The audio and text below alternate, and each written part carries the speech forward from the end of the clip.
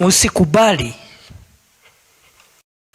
maisha yako yachukuliwe na wewe umebeba hiyo silaha kujilinda na kulinda wananchi wa Kenya. Na tusijumuishe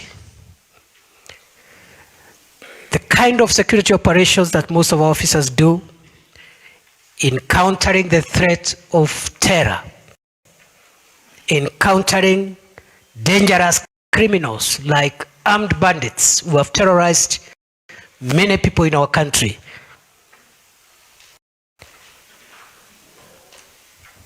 We must not confuse those operations with misuse of firearms by 1%, a very small minority of our officers who are tainting the image of the National Police Service and our other formations. Number 2,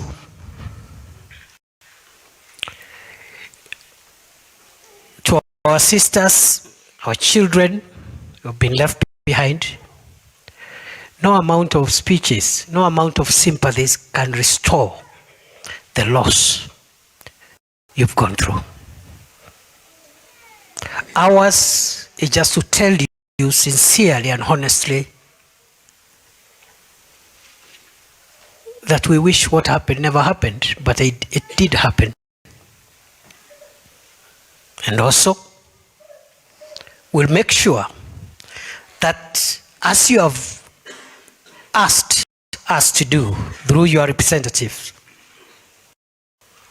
we will make sure that we will improve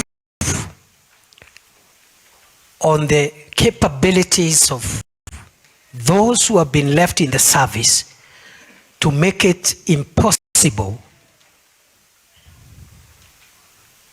for criminals to harm officers wearing the uniform of our country.